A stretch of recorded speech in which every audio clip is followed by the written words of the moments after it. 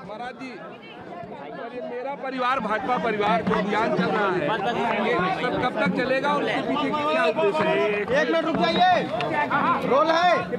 नीचे थोड़ा माइक नीचे कर लीजिए। माइक नीचे करो, माइक नीचे कर लो। माइक नीचे कर लिए। अरे मोबाइल नीचे कर महाराज जी, मेरा परिवार भाजपा परिवार इस स्लोगन के साथ भारतीय जनता पार्टी ने पूरे देश के अंदर नीचे कर लो भैया। एक अभिनव अभियान प्रारंभ किया है। भारतीय जनता पार्टी देश का और दुनिया का सबसे बड़ा राजनीतिक दल होने के नाते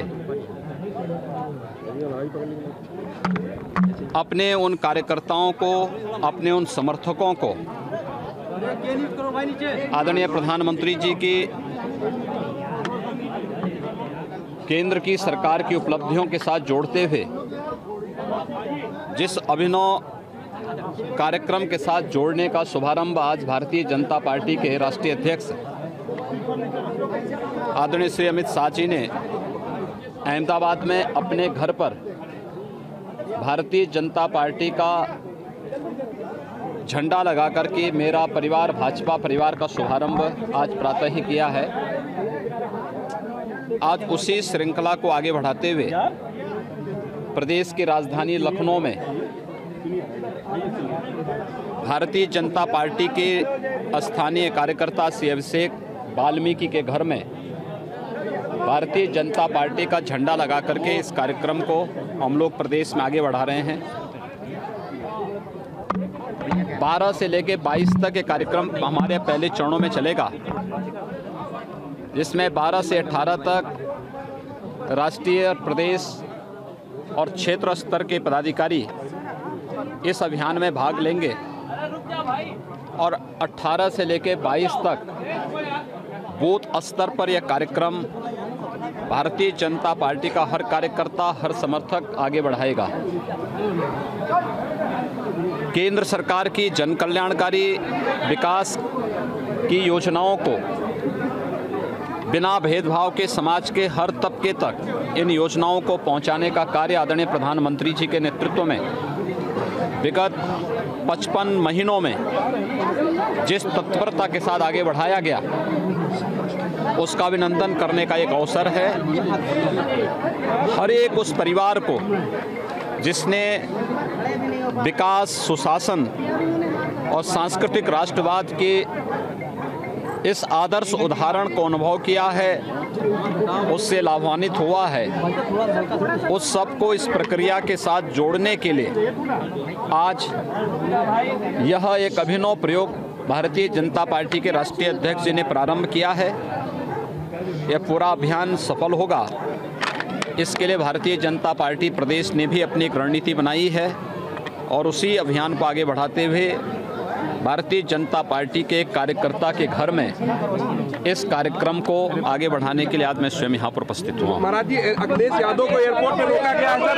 सदन में विधायक जो है वो समाजवादी पार्टी के वो लोग जा रहे हैं, वो लोग पहुँच गए वहाँ, बवाल कर रहे हैं वो लोग पहुँच के एयरपोर्ट पर। देखिए, समाजवादी पार्टी को अपनी अराजक गतिविधियों से बाज आना चाहिए।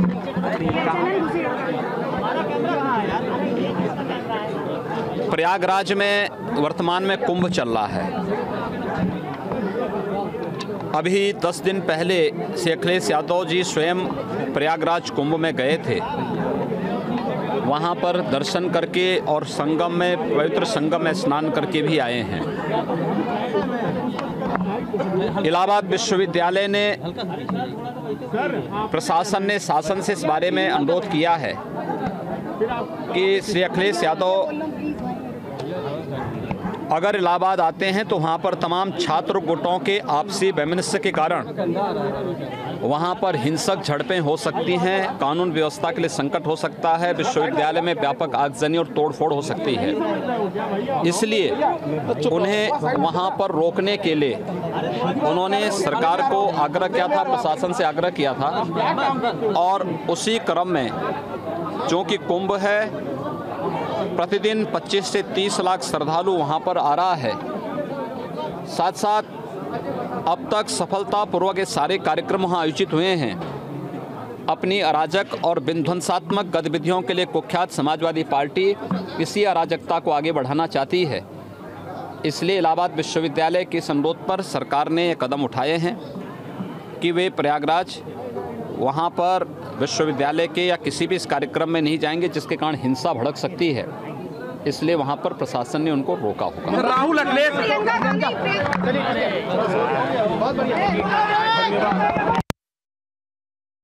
So you have Yogi Adityanath, their Chief Minister of Uttar Pradesh, giving an explanation on why Akhilesh Yadav was stopped from going to Prayagraj, citing security concerns for the benefit of the Samajwadi Party leader, as it could possibly lead to some sort of an unrest and chaos at the Allahabad University.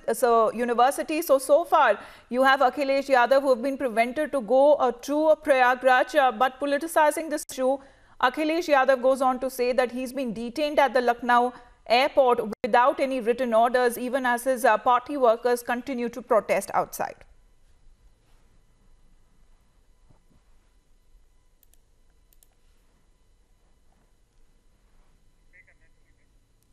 So now you have Yogi Adityanath now hitting back at Akhilesh Yadav, exactly giving out the reason why Akhilesh Yadav was not allowed to go to Prayagraj, saying that the Kumbh Mela is going on and there are lakhs and crores of people who are coming to Prayagraj every single day. It could pose as a security concern for Akhilesh Yadav, who has already been there at the Kumbh in Prayagraj.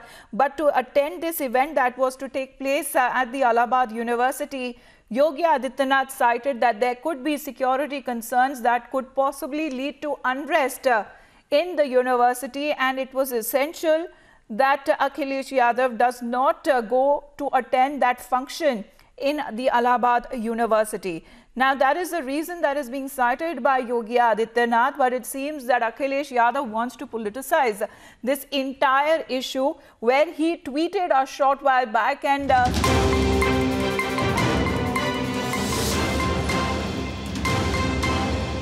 the Kumbh is going on, there is a clash between the student bodies in Allahabad University also. So it can create an unrest. So looking at all these things, it was decided that Akhilesh Yadav should not go, and he was requested. Properly he was requested, but he still insists to go there because there is a DNA of Samajwadi Party of Gunda Raj. And he wants to create a kind of a environment before the election as if the government is opposing something. Certainly the government did not oppose anything. If Akhilesh Yadav ji had to go for the Kumbh also, the government didn't oppose him. But since it was a decision by the Allahabad University and their advisory committee, and there is already a Kumbh which is going on, there is a clash between the student bodies, so it was decided that he should not go. But before he was stopped, he was told by the university and by the administration that you should not go. So there is a mentality of creating an unrest in Uttar Pradesh before the election, which the government will not allow, and certainly the decision was not of the government not to allow him to attend the university's function.